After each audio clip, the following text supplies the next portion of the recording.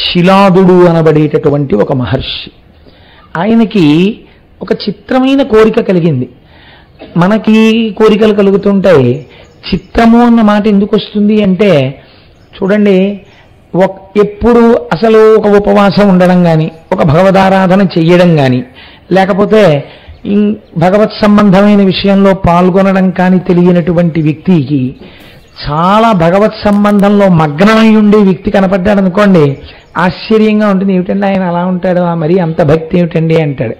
తన దగ్గర లేనిది వేరొకరి దగ్గర ఉంటే చిత్రంగా అనిపిస్తుంది. కానీ భగవంతుని యందు పూనిక కలిగినటువంటి వారు సాత్వికమైన భక్తి చేత ఈశ్వరుణ్ణి కిందకి దింపి తీసుకొచ్చి ఆయన యొక్క అనుగ్రహాన్ని మన మీద వర్షింపచేశారు. అలాంటి వాళ్ళల్లో ప్రాతస్మరణీయుడు శిలాదుడు ఒకడు. ఆయన తన గురించి తాను కోరుకున్నది లేదు, తన గురించి తాను ఆలోచించింది లేదు. ఆయన ఇంద్రుడి గురించి గొప్ప తపస్సు చేశాడు. తపస్సు చేస్తే దేవేంద్రుడు ప్రత్యక్షం అయ్యాడు. నీకేం కావాలని అడిగాడు. అడిగితే ఆయన అన్నాడు, సాధారణంగా ఎవరైనా ఏం అడగాలి, నా కొడుకు కావాలని అడుగుతాడు. ఆయన అన్నాడు, అయోని సంభవుడైన కుమారుడు, చిరంజీవి అయిన కుమారుడు, పరమభక్తుడైన కుమారుడు నాకు కావాలన్నాడు. మీరు అసలు ఆ చిత్రం చూడండి. నాకు కొడుకు కావాలంటాడు ఎవడైనా. ఆయన అన్నాడు అయోని సంభవుడై ఉండాలన్నాడు. అంటే తన కొడుక అంటే తన కొడుకు కాడు, అయోని సంభవుడు కదా. కాబట్టి తన భార్య ఎందు జన్మించే అవకాశం ఉండదు. అది ఎంత త్యాగం అండి నిజంగా. అసలు ఆ భార్య ఒప్పుకోవద్దు. ఇంత తపస్సు చేసి తమకి కుమారుడు కావాలని అడగలేదు, ఒక అయోని సంభవుడు కావాలి. అలాంటి వాళ్ళండి లోకానికి యుగ యుగముల వరకు వెలుతురు ప్రసరింపచేశారు. వాళ్ళు ప్రాతస్మరణీయులు, వాళ్ళు నమస్కారము చేయబడడానికి యోగ్యులు. అందుకే వాళ్ళని తలుచుకుంటే పాపాలు పోతాయి. అటువంటి అయోని సంభవుడు పరమభక్తుడై ఉండాలి. ఆయన చిరంజీవి అయి ఉండాలి. కొంతకాలం ఉండి కొంతకాలానికి వెళ్ళిపోవడం కుదరదు. అటువంటి కుమారుడు నాకు కలుగుగాక అని అడిగాడు. అడిగితే దేవేంద్రుడు నాలాగే ఓసారి తలకాయ గోక్కులన్నాడు.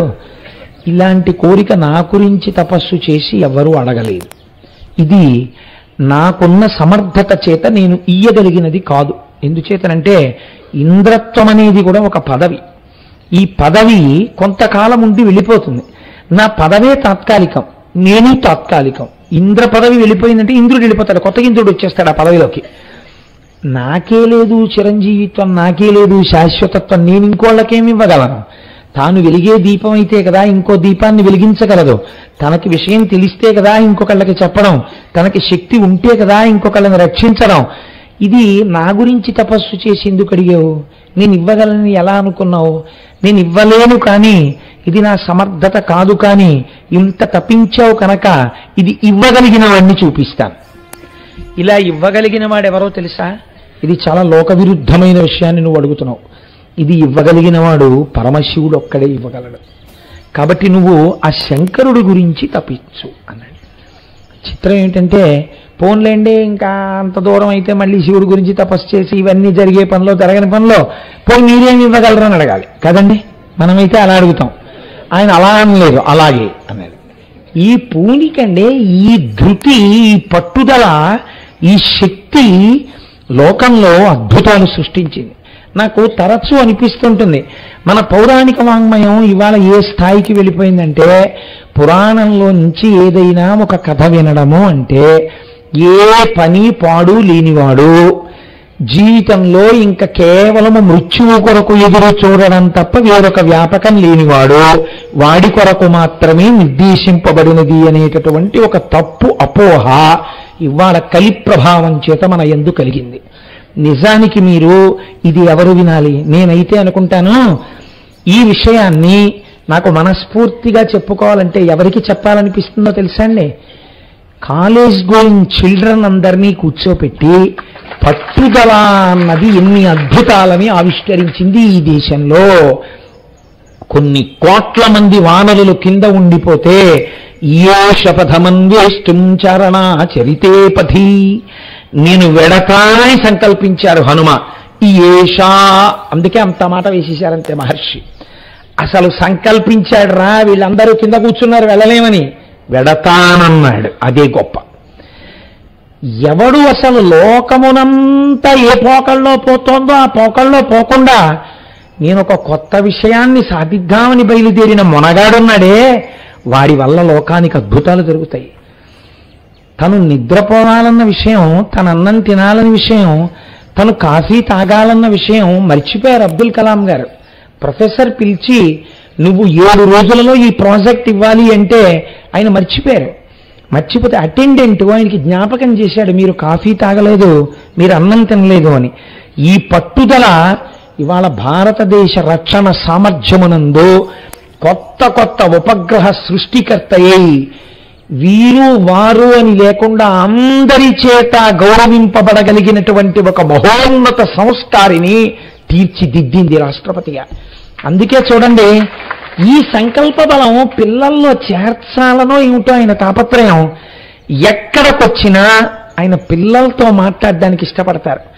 నాకు తెలిసి సర్వేపల్లి రాధాకృష్ణన్ గారి తర్వాత అంతలా పిల్లలకి చేరుకై మాట్లాడడానికి ఇష్టపడేటటువంటి గురుస్వరూపం అబ్దుల్ కలాం గారు. మహనీయుడే, వారిని స్మరించడమే సంతోషం. కాబట్టి చూడండి, శిలాదుని యొక్క పూనిక చూడండి, ఇది కొత్త కోణం తొలగాలి. ఇది కదండి, ఇంతమంది దేవతలు, ఇంతమంది దానవులు క్షీరసాగర మథనం చేశారు, హాలాహలం వస్తే పారిపోయారు. మరి శిలాదుడు ఒక్కడు, హనుమ ఒక్కరు, వీళ్ళు చరిత్ర సృష్టించారు. ఎందుకు సృష్టించారు అంటే వాళ్ళ సంకల్ప బలాలు అటువంటివి. నేను ఇవ్వలేని శివుణ్ణి అడిగన్నాడు.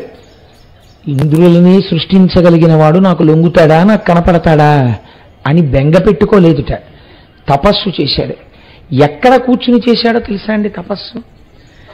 వజ్రముల వంటి పళ్ళు కలిగినటువంటి పురుగులు ఎక్కువగా ఉండే ప్రాంతంలో కూర్చుని తపస్సు మొదలెట్టాడు. అంటే మనస్సు అంతర్ముఖం అవ్వదు.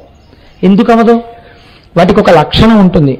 నిశ్శబ్దంగా కూర్చుంటే చుట్టూ చేరి తమ వజ్రముల వంటి దంతములతో కొరుక్కు తినేస్తాయి శరీరాన్ని. కాబట్టి కూర్చోగానే దోమలు ఎక్కువగా ఉంటేనే సంధ్యావందనం కుదరదు. అలాంటి పురుగుల మధ్యలో కూర్చుని ఇంకా ధ్యానం ఏమిటండి, తపస్సు ఏమిటి? కానీ ఆయన సంకల్ప బలం చూడండి, తనకి తాను పరీక్ష పెట్టుకున్నాడు.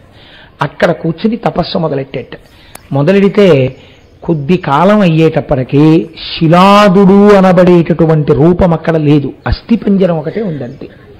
అంటే మిగిలినటువంటివన్నిటినీ తినేసాయి పురుగులు.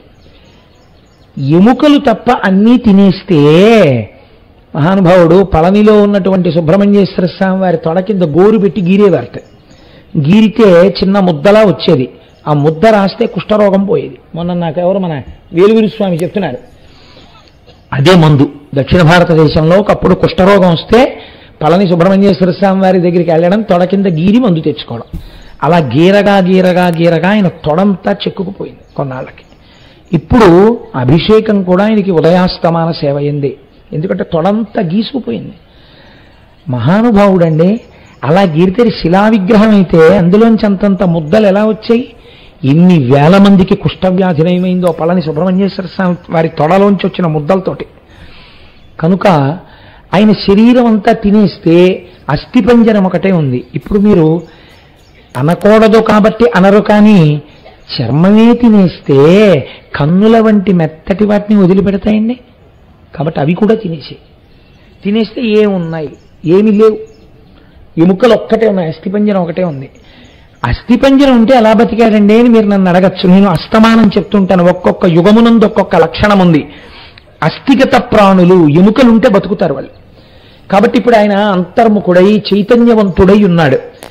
ఇటువంటి తపస్సు బహుశः నేను చదివినటువంటి పురాణ వాంగ్మయంలో చాలా అరుదు. నేను ఇది చదివినప్పుడు మొట్టమొదటిసారి కాసేపు కుర్చీలో వెనక్కి పడిపోయానంటే కాదు, అలా ఉండిపోయాను. అసలు ఆ పద్యం చదువుకున్నప్పుడు నేను చాలా పద్యాలు తగ్గించేస్తున్నాను.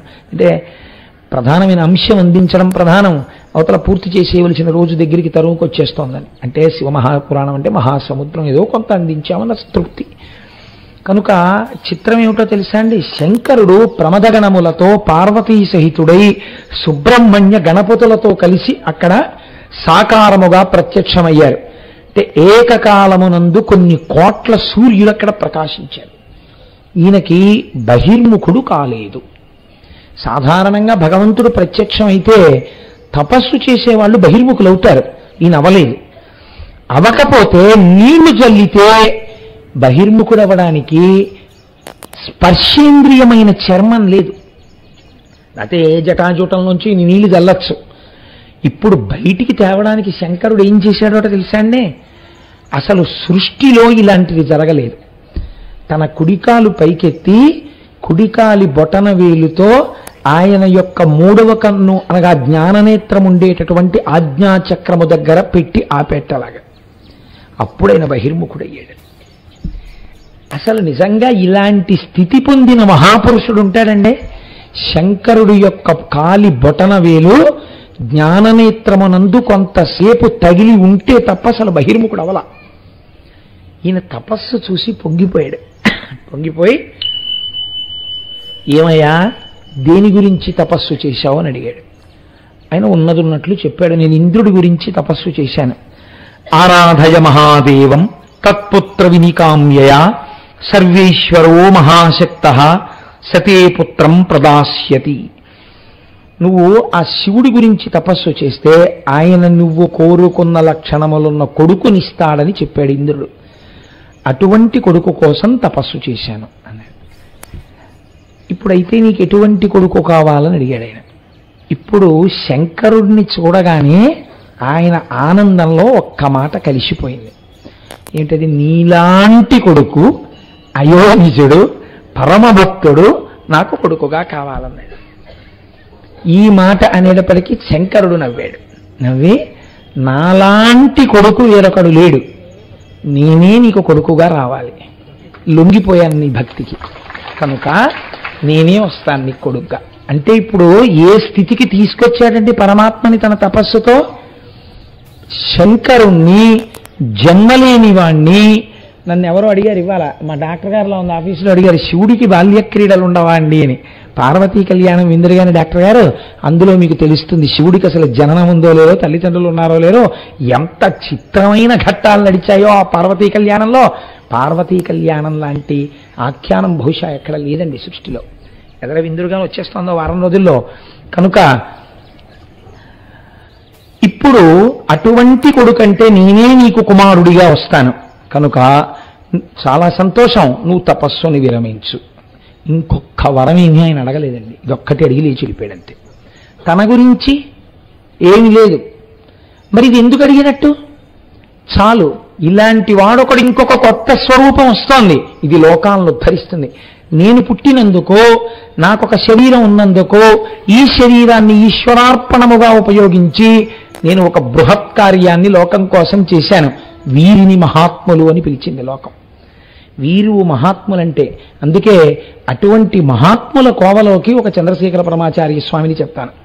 ఎందుకని? మహానుభావుడు ఎక్కడికి వెళ్ళినా ఎప్పుడూ సనాతన ధర్మాన్ని, వైదిక నిష్టని పెంచి ప్రోధి చేయడానికి ఎంత తపించారో. పిల్లల దగ్గరికి వెడితే శ్రీరామ ఎలా రాయాలో వాళ్ళని కూర్చోబెట్టి నేర్పేవారు. శ్రీరామ రాసేటప్పుడు ఒక్క పుస్తకం పట్టుకుని రాయకండి. నేను అందుకే శివరాత్రి నాడు శివకోటి రాయడం కూడా మనం అంతర్భాగం చేద్దామనడానికి కారణం ఏమిటో తెలుసా అండి? నా సొంత తెలివితేటలేం కావు, పరమాచార్య స్వామి వారు చేసిన ప్రయోగం అది. రామచంద్రమూర్తి ఫోటో ఎదురుగుండా పెట్టుకుని శ్రీరామ అని రాసోసారి ఇలా చూడండి, శ్రీరామ అని రాసిలా చూడండి, శ్రీరామ అని రాసిలా చూడండి. నామం రాసి ఆయన్ని చూస్తూ, నామం రాసి ఆయన్ని చూస్తుంటే మీకు తెలియకుండా మీ యందు రాముని యొక్క తేజస్సు ప్రవేశిస్తుంది. ఇందులో కొంతమంది రామచంద్రమూర్తులైతే ఈ దేశంలో ఆర్షధర్మం నిలబడుతుంది. శంకరులు మమ్మల్ని అందుకే వినియోగించారనేవారు. అంతక తప్ప నా గొప్ప ఇది నా ఆలోచన అనేవారు కాదైనా. తన కోసమని ఆయన చేసింది, ఇది నేను చేస్తున్నానని చేసినది, పరమాచార్యుల వారిదేదీ లేదు. అంటే మహాపురుషుడండి చంద్రశేఖర పరమాచార్య అంటే, ప్రాతస్మరణీయుడు. ఆయన పేరు తలుచుకుంటే పాపాలు పోతాయి. కనుక పరమశివ సుతుని అయోనిజు సురుచిర నవినాశు నీకు జోకగువానిన్ పరమకృప నిమ్ము మురిషద వరమిది ఏ సర్వలోక వంద్యపదాబ్జ. అన్ని లోకముల చేత నమస్కరించేటటువంటి పాదపద్మములు కలిగినటువంటి ఓ శంకరా, నీ వంటి కుమారుడను నాకియ్యి. ఎటువంటి వాడు? సురుచిర అవినాశు, నాశనము లేనటువంటి వాణ్ణి నాకు కటాక్షించు, నీకు జోకగువాని నీతో సమానమైన వాణ్ణి నాకు కొడుకుగా అయ్యి. అలాగేను అన్నాడు స్వామి. కొంతకాలం అయిపోయింది, ఈయన ఇంటికి వెళ్ళిపోయాడు. వెళ్ళిపోయి ఒకానొక నాడు పరమశివ సంబంధమైనటువంటి ఒక యజ్ఞ కార్యాన్ని నిర్వహించడం కోసమని భూమిని దున్ని యజ్ఞశాల నిర్మాణం చేసి అగ్నిహోత్రాన్ని వ్రేల్చడం కోసమని కొన్ని గుండములను ఏర్పాటు చేసి ఆ యజ్ఞాన్ని నిర్వహణ చేస్తున్నాడు. నిర్వహణ చేస్తుండగా ఆ యజ్ఞవాటి యందున్నటువంటి అగ్నిగుండంలోంచి ఒక మూర్తి ఆవిర్భవించారు. ఈయన తరుణేందు కిరీటముతో సురుచిర భస్మానులిప్త శుభ్రతనువుతో వరభుజ చతుష్టయముతో హరువుగ బాలకుడు పొడమె హరునంశముతో. వచ్చినటువంటి వాడు ఎటువంటి వాడు? ఇలా పైకొస్తుంటే ముందు తల మీద ఏం కనపడిందిట? తరుణేందు కిరీటముతో, చంద్రరేఖతో కూడినటువంటి కిరీటం ఉన్నవాడు. ఇది ఒక్క పార్వతీ పరమేశ్వరులే ధరిస్తారు. కళాభ్యాం చూడాలంకృత శశికళాభ్యాం అంటారు శంకరాచార్యుల వారు. అటువంటి చంద్రరేఖతో కూడుకున్నటువంటి కిరీటమును ధరించినటువంటి వాడు, సురుచిర భస్మానులిప్త శుభ్రతనువుతో, ఏ విధమైనటువంటి మలినము లేకుండా ప్రకాశించిపోతున్నటువంటి తెల్లనైన శరీరము మీద అలదినటువంటి భస్మతో కూడినటువంటి శరీరమున్నవాడు, వరభుజ చతుష్టయముతో 4 భుజములు కలిగినటువంటి వాడు, హరువుగ బాలకుడు పొడమే హరునంశముతో, పరమశివుని యొక్క అంశ చేత అట్లాంటి పిల్లాడే బాలశివుడా అన్నట్టుగా ఆవిర్భవించాడు. చిన్ని శివుడేమో అన్నట్టుగా ఆయన్ని చూడగానే పొంగిపోయాట. ఎవరు? శిలాదుడు. దేనికి పొంగిపోయాడు? నేను లోకములు కన్న తండ్రిని చూశాను, ఎవరూ చూడలేని మూర్తిని చూశాను, పార్వతీ సహితుణ్ణి. ఆయనే నేను నీకు కొడుకుగా వస్తానన్నాడు. నీకు జోబగు పుత్రుని అన్నందుకు ఆయనే చిన్ని శివుడిగా వచ్చాడు. ఆ శివుడే ఇప్పుడు చిన్ని శివుడు. చిన్ని శిశువు ఊరి కీర్తన చేస్తారు అన్నమాచార్యుల వారు. అలా చిన్న శిశువుగా వచ్చి చిన్న శివుడిగా కనపడ్డాడు. కనపడితే ఆ చూడగానే శంకరుడి యొక్క అనుగ్రహాన్ని దర్శించట శిలాదుడు. దర్శించి ఆ పిల్లవాణ్ణి చూడగానే ఎక్కడ లేని ఆనందము పైకి పొంగి పొరలింది కాబట్టి నంది అని పిలిచాట. నాలో ఆనందమును ఉద్భవింపజేశావు కాబట్టి నిన్ను నంది అని పిలుస్తున్నాను అని నంది అని పిలిచి కొడుకుని వెళ్ళి కౌగలించుకున్నట్ట. కౌగులించుకొని సంతోషపడి నందమొసగిన వాడవుట నంది అనుచు నామకరణంబునర్చి నానా విదార్థ సంచయము నిన్నిమై నర్ధి జనులకిచ్చి తనియ చేసి ముదంబునదమరుచుండే. నంది అనేటటువంటి నామకరణం చేసి పుట్టగానే నన్ను సంతోషింపచేశావని ప్రజలందరూ ఆయన్ని చూసి పొంగిపోతుండగా ఆ పిల్లవాడు దినదిన ప్రవర్ధమానం అవుతున్నాడు. అయితే మీకిక్కడ ఒక అనుమానం వస్తుంది. ఏమండి, మీరేమో 4 భుజములు కలిగినటువంటి వాడై 3వ కన్నున్నవాడై పరమశివాంశతో పుట్టాడని అంటున్నారు. శివాలయంలో ఉండేటటువంటి నందీశ్వరుడేమో అదే రూపంతో ఉండొచ్చు కదా, మరి అలా ఉండకుండా ఒక వృషభాకృతిలో పడుకుని ఉంటాడు కదా, ఆయన ఒక ఎద్దుగా ఉంటాడు కదా, అలా ఎందుకు ఉండవలసినటువంటి అవసరం ఏర్పడినది అంటే శాస్త్రం అంది శివునకో ధర్మమునకో అభేదము, ధర్మమే శివుడు. ఎందుకని? శివుడిలోంచి వేదములు వచ్చాయి. వేదములు దేని గురించి చెప్తాయి? ధర్మము గురించి చెప్తాయి. కాబట్టి ఇప్పుడు ఆయన నీలాంటి కొడుకు కావాలన్నప్పుడు వెంటనే పిలిచి ఆది వృషభాన్ని పిలిచేట. ఆ ఆది వృషభమునకు ధర్మము అని పేరు. అంటే వృషభ జాతి యందున్న మొట్టమొదటి వృషభమేదో అది ఆది వృషభం. అందుకే ధర్మము లోపించిపోయిందనుకోండి కలియుగంలో, ఇంకా అంతమైపోవలసి వచ్చింది, ఇంకా ధర్మము లేదు అని ఎవరు కనిపెట్టాలి? ఎవరు ధర్మాకృతియో వారు కనిపెట్టాలి. అందుకే ఎవరు లేస్తారు కలియుగానికి ముందు అంటే శ్రీశైలంలో ఉండేటటువంటి శనగల బసవన్న లేస్తారు. లేచి ఒక పెద్ద రంకె వేస్తాడు. ఆయన రంకె వేసిన తర్వాత ఇంకా కలియుగాంతం ప్రారంభం అవుతుందని. కాబట్టి ఇప్పుడు ఆ వృషభాకృతియే ధర్మాకృతి. కాబట్టి ఇప్పుడు ఈ ఆది వృషభం ఏది ఉన్నదో ధర్మస్వరూపమై దాన్ని పిలిచి నీవు నందీశ్వరుడిగా అంటే మీకేమర్థమైంది? ఎవడు ధర్మాన్ని పట్టుకుంటాడో వాడు ఆనందాన్ని పొందుతాడు.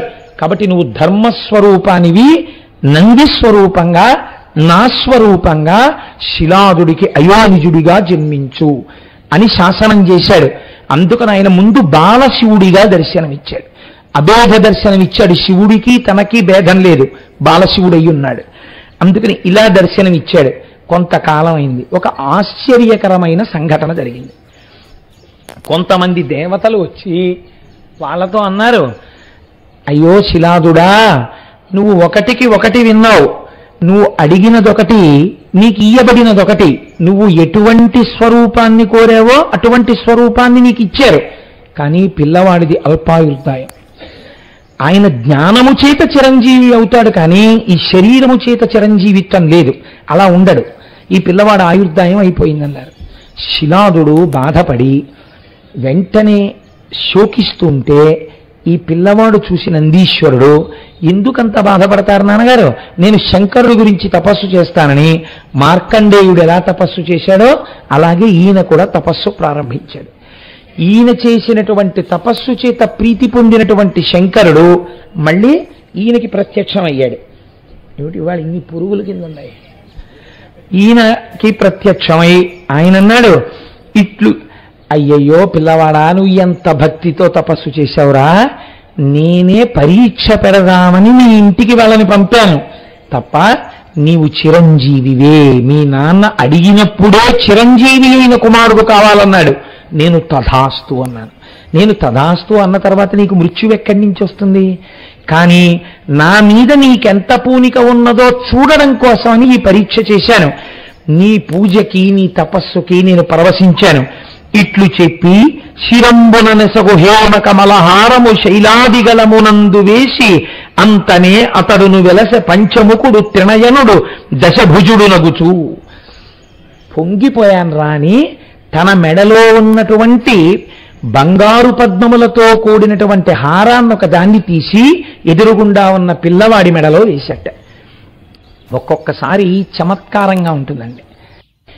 ఒకడే భగవంతుడిని చెప్తున్నా, గృహస్థులందరినీ ఉద్ధరించి రామాయణం చెప్పుకున్నా, 5 పైసలు ఆశించకుండా మహానుభావుడు ఎన్ని వేల మందినో ఉద్ధరించినా ఆయన శంకర మఠంలో కూర్చుని చెప్తుంటే ఆయన పుట్టినటువంటి సంప్రదాయం ప్రకారం ఆయన బుద్ధపుండ్రాలు పెట్టుకున్నారు. నీకు వచ్చిన నష్టం ఏమిటి? ఆయన ఎప్పుడైనా ఎవరన్నా నిందించారా, దూషించారా? 10 మందితో మంచిగానే మాట్లాడారు. ఆయన శివానంద లహరి చెప్పుకున్నారు. నాకు తెలిసి శ్రీభాష్యోపలాచార్య స్వామి వారు అలా భేదంతో ఎప్పుడూ మాట్లాడలేదు. నేను మా దొరగారు వెళ్ళి పక్కన కూర్చుంటే ఎన్ని మాటలు దక్షిణామూర్తి స్తోత్రం గురించి, శివానంద లహరి గురించి మాట్లాడారు. వారికి ఉత్తరాలు రాశారు కొంతమంది, నువ్వు వైష్ణవుడవు, నువ్వు శంకర మఠానికి వచ్చి ఉపన్యాసాలు ఎందుకు చెప్తున్నావు, ఇది శంకరాచార్యుల వారి మఠం, నువ్వు చెప్పొద్దని. ఆయన మనస్సు కుంది ఆయన ఉపన్యాసాలు చెప్పడం మానేశారు, కానీ ఈ ఉత్తరాల గురించి చెప్పలేదు. ఎందుకు లేనిపోని ఇబ్బందులు అని ఆయన కనీసం ఇది ప్రస్తావన చేయలేదు. చెప్పకుండా మానేస్తే తెలుసుకునే వాళ్ళు ఎవరో ఉంటారు కదండి, అంతేవాసులు దగ్గర వాళ్ళు ఉంటారు, వాళ్ళకి తెలిసిపోతుంది. వాళ్ళ ద్వారా తెలిసి అయ్యో చూసావా ఇంతటి మహానుభావుడి మీద కూడా బురద చల్లే వాళ్ళ లోకంలో ఉంటారు అని తెలుసుకుని, ఇది ఆనాడు పెద్ద దిక్కు కనుక పరమాచార్య స్వామి వారికి చెప్పారు. పరమాచార్య స్వామి వారు వెంటనే కంచి నుంచి పీఠకానుకలతో సహా ఒక మనిషిని పంపారు. మీరు వైదిక ధర్మ ప్రచారం చేస్తున్నారు, మీరు వైష్ణవుడైనంత మాత్రం చేత శంకర మఠంలోకి రాకూడదని ఎవరన్నారు? శంకరులు విష్ణు సహస్రానికి భాష్యం ఇచ్చారు. మీరు వచ్చి శంకర మఠంలో కూర్చొని ప్రసంగాలు చేయవలసినదిగా కంచి పీఠాధిపతిగా నేను ఆహ్వానిస్తున్నాను అని వారిని ఆహ్వానించి పీఠకానుకలు పంపారు. అప్పలాచార్య స్వామి వారు మళ్ళీ వచ్చి కూర్చుని ప్రసంగాలు చేశారు. అవి పెద్ద మనస్సులంటే. అందుకని వారు ప్రాతస్మరణీయులయ్యారు. అందుకని తెల్లవారి లేస్తే నడిచే దేవుడిని నమస్కరిస్తాం, నడిచే దేవుడిని స్మరిస్తాం. అంతటి మహాపురుషుడు పరమాచార్య స్వామి అంటే. కనుక చూడండి, నేను ఈ విషయాన్ని మీతో ఎందుకు ప్రస్తావన చేయవలసి వచ్చింది అంటే, ఇది నీకు కేవలం పరీక్ష. ఈ పరీక్ష యందు నువ్వు నెగ్గావు కాబట్టి ఒక సన్మానములో పరమాచార్య స్వామి వారు పంపించినటువంటి కామాక్షి మూర్తికి ఎంత పరవశించిపోతామో అలా శంకరుడు తన మెడలో ఉన్న మాల తీసి ఆ పిల్లవాడి మెడలో వేశాట. ఈ మాల ఆయన మెడలో వెయ్యగానే ఏమి జరిగింది అంటే, ఆయనకి కూడా మూడవ కన్ను వచ్చింది. ఆయనకి కూడా సద్యోజాత అఘోర తత్పురుష వామదేవ ఈశానవలని శివుడికి ఎలా 5 ముఖాలు ఉంటాయో 5 ముఖాలు వచ్చాయి. ఆయనకు కూడా 10 భుజములు వచ్చాయి. వచ్చి శివుడితో సమానంగా అలరారుతూ ఎదురుగుండా నిలబడ్డాడు. పార్వతీ పరమేశ్వరుల యొక్క అనురాగం అంటే ఎలా ఉంటుందో చూడండి. పొంగిపోతూ పార్వతీదేవి వంక చూశాట్ ఇలా తిరిగి. అమ్మవారు పుత్ర ప్రేమతో పరవశించిపోతూ ఆ నందీశ్వరుణ్ణి అక్కున చేర్చుకుందిట కొడుగ్గా. కడుపున పుట్టినవాడు అవ్వాలా అండి? విశాల హృదయం ఉన్నటువంటి వాడు అంత ప్రేమగా ప్రవర్తిస్తాడు. అక్కున చేర్చుకుని కౌగలించుకుంటే మీరు ఇలాంటివి వింటే మన ప్రవర్తన ఎందే ఒక మార్పు వస్తుందండి. ఒక చిన్నపిల్లల దగ్గరికి వెళ్ళి మాట్లాడేటప్పుడు నేను ఒక నందీశ్వరుడితో శంకరుడు మాట్లాడినట్టు నేను మాట్లాడలేనా? నేను అంత ప్రేమగా కౌగలించుకుని మాట్లాడలేనా? ఎందుకు లేనిపోని డాంబికంతో కూడిన ప్రవర్తన. వాడు చిన్నవాడు కాబట్టి నాకేదో చెయ్యాలి, నా కుర్చీ వెయ్యాలి కాదు. వాడిని చూడగానే నేనే వెళ్ళి గభాలను కౌగలించుకుని ఆయుష్మాన్ భవ, నాన్న బాగున్నావా, బాగా చదువుకుంటున్నావా అని మీరు అడుగుతారు. మీ సంస్కారాన్ని మార్చేస్తాయి. శంకరుడు అంటే శంకరుడే, మహానుభావుడు. జగతపితరవు వందే పార్వతీ పరమేశ్వరవు. కాబట్టి ఇప్పుడు సంతోషం ఆగలేదట ఆయనకి. శౌరా వెంటనే తన జడలను నహార నిర్మాలమగు వారి నంజలిన్ ఘటించి నందిపై చల్లి మించి జలములైదు నదులై ప్రవహించనక్కజముగా తన జటాజూటంలో ఉన్న నీళ్లు తీసి ఆ పిల్లాడి మీద ఇలా చల్లేట. ఇలా చల్లితే అవి నందీశ్వరుడి నుంచి జాలువారి 5 నదులుగా ప్రవహించేట. అవే త్రిశ్రోత, జటోదక, స్వర్ణోదక, జంబూ నది, వృషధ్వని 5 నదులు వెడుతున్న మధ్యలో ఈశ్వరుడు యొక్క శివలింగం ఉంది. నందీశ్వరుడు ప్రతిష్ఠ చేసింది. 5 నదులలో స్నానం చేసి శివలింగాన్ని ఎవరు అర్చిస్తారో వారికి మోక్షం ఇయ్యబడుతుంది అని శాస్త్రం. కాబట్టి ఈ 5 నదులు ప్రవహించాయి. ప్రవహించిన తరువాత పార్వతీదేవే కదండి, ఏమండి వాడికి నీళ్లు జల్లారు బాగుంది, వాడికి మీ మెళ్ళలో మాల వేశారు బాగుంది, మీ వంటి వాణ్ణి చేశారు బాగుంది, కానీ ఇంత చేసిన తర్వాత మీరేమో అంతటి చేత పూజనీయులా, మరి వాడికేం అధికారం ఉంది, వాణ్ణి ఏదో మంచి పనిలో పెట్టండి అంది. అంటే ఏం చేద్దామంటావు, అయితే మన ప్రమదగణాలన్నింటికీ నాయకుడిగా కూర్చోబెట్టి అభిషేకం చేసేయండి అంది. ఆయన్ని కూర్చోపెట్టి ప్రమదగణములన్నింటికీ నాయకుడిగా అభిషిక్తం చేశారట. చేసిన తర్వాత అమ్మవారు అందిట, ఓ మంచి భార్యని కూడా తీసుకొచ్చి ఇచ్చేస్తే ఇద్దరూ కలిసి చక్కగా ధర్మపథంలో నడుస్తారు. ఏం మీకు నేను లేను పక్కన, అలా వాడికి ఉండద్దు పిల్లాడికి, అందులో మంచి భార్యని తెండి. ఇది ఏ హృదయం మీరు ఆలోచించండి. తల్లిదండ్రుల హృదయం. పిల్లవాడు బాగా చదువుకోవాలన్నప్పుడు చదువుకొనిస్తాం. చదువుకునేవాడు ఉద్యోగంలోకి వచ్చేశాక వాడికి తగిన భార్యని వెతకాలోయ్ అని బెంగబెట్టుకుంటాడు. ఆడపిల్లకి సంబంధం వెతకడం కన్నా యోగ్యుడైన కొడుకుకి సంబంధాలు తిరస్కరించడం చాలా కష్టం అవుతుంది కదండి. తిరస్కరించి కావలసిన సంబంధం వెతుక్కోవడం చాలా కష్టం అండి. ఎందుకని తండ్రి రాజీ పడలేడు. తండ్రి కొడుక్కి తగిన కన్యనే ఇవ్వాలని కోరుకుంటాడు. అందుకే తండ్రి ఎంచి వివాహం చెయ్యాలి తప్ప తాను ఎంచుకుని వ్యాలంటైన్స్ డే చేసుకోవడం ఈ జాతి సంప్రదాయం కాదు కదా. అది తల్లిదండ్రులను అవమానించుటయే. వాళ్ళకి తెలియదా ఎవరినిచ్చి పెళ్లి చేయాలో? ఏమో, నిశ్చితార్థం అయిపోయిన తర్వాత కానుక పంపిస్తే పెద్ద దోషం లేదు కనుక తప్ప అంతకన్నా పరిధిని అతిక్రమించడాన్ని నేను సమర్థించలేను. కనుక ఏమైంది అంటే, ఇప్పుడు తగిన యోగ్యురాలైన కాంతని కూడా చూద్దామంది అమ్మవారు. పార్వతీ పరమేశ్వరులు నందీశ్వరుడికి భార్యలు వెతికారండి. ఎంత చిత్రం అండి లోకంలో. వెతికి ఆయనకి తగినటువంటి భార్య మరుత్తుల యొక్క కుమార్తె సుయశ, ఆవిడ పేరు. యశ అంటే కీర్తి, సుయశ మంచి కీర్తి. దేనివల్ల వస్తుంది కీర్తి? నడువడి వలన. నడువడి తెలిసిన పిల్ల కాబట్టి ఇప్పుడు భర్తను ఎలా అనుగమిస్తుంది? నీడలా అనుగమిస్తుంది. తల్లిదండ్రులు ఇచ్చిన సంబంధాలు అలా ఉంటాయి. కాబట్టి ఇప్పుడు ఏమైంది? మంచి కన్యని తెచ్చి సుయశ అనబడేటటువంటి మరుత్తుల కుమార్తెనిచ్చి నందికేశ్వరుడికి వివాహం చేశారు. పీటల మీద ఎవరు కూర్చోవాలి నందీశ్వరుడి తరపున? పార్వతీ పరమేశ్వరులు కూర్చున్నారు. ఏమి భాగ్యం పొందాడండి నందీశ్వరుడు. ఇప్పుడు మీరు నిజంగా ఓ శివాలయంలోకి శివుణ్ణి చూడ్డానికి వెళ్ళగలరా? నందీశ్వరుణ్ణి చూడగానే కాసేపు నిలబడి చెక్కున చెయ్యి చేర్చి అలా ఏమి భాగ్యం పొందినవాడివయ్యా అని మీరు కాసేపు నందీశ్వరుణ్ణి చూస్తారా? నందీశ్వరుణ్ణే చూడాలి కదండి. ఆయన పొందినంత భాగ్యం ఎవరు పొందారు?